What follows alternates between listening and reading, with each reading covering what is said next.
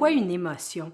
En fait, une émotion, c'est une réponse envoyée par le cerveau pour réagir à une situation qui est en train de se produire. Et cette réponse-là peut être hyper intense. Tellement intense que quand elle monte, rationnellement, on ne peut pas la gérer ou la juguler. Alors, gérer les émotions pour un adulte, c'est pas évident.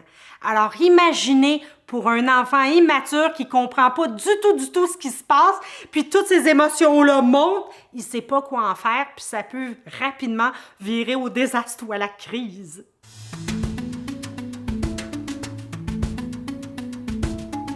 Quand on parvient à identifier les émotions qui montent, qu'on est en mesure de les exprimer, puis qu'on est en mesure de savoir d'où elles viennent et comment les gérer, la vie est tellement plus facile.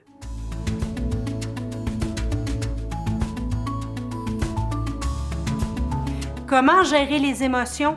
En fait, il y a une multitude de réponses. Il y en a pour qui aller courir, c'est impeccable, hyper efficace. Il y en a d'autres pour qui prendre des grandes respirations profondes suffit pour tempérer les émotions. Il y en a qui vont préférer travailler avec des pictogrammes pour apprendre à les identifier puis associer une technique spécifique pour chacune des émotions éprouvées. En fait, il y a des milliers de façons de gérer les émotions, puis la meilleure, c'est celle qui marche pour la personne impliquée. Alors, on en a plein qu'on vous présente sous forme de capsules, toutes sortes d'outils de gestion émotive qui sont hyper performants, hyper efficaces, tant pour les adultes que pour les enfants.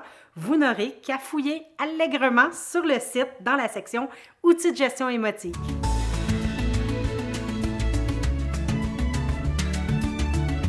Il y a certains enfants qui vivent leurs émotions plus grand que réel. Ça touche aussi évidemment des adultes.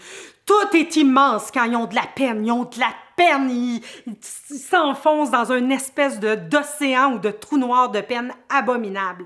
Ce qui est hyper important, c'est qu'il ne faut pas tempérer l'émotion pour autant. Faut pas la négliger. Faut pas dire qu'elle n'est pas importante. Faut pas dire à la personne d'arrêter d'exprimer son émotion parce qu'elle va tout somatiser, elle va le garder par en dedans, puis après ça, ça va sortir d'une manière plus ou moins agréable, douteuse, puis ça peut même sortir en maladie. Alors, c'est hyper important de gérer les émotions. Puis si elles sont trop fortes, la personne peut apprendre à les gérer de façon préliminaire avec des outils qui les tempèrent pour ensuite travailler en profondeur. Mais l'important, c'est de ne pas mettre un couvercle sur le presto parce que sinon, tôt ou tard, le presto va finir par exploser.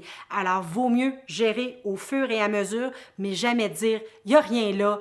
Arrête de faire ça, faut pas exprimer les émotions. C'est vital pour le corps, pour le cerveau, qu'elles soient exprimées, verbalisées et entendues parfois.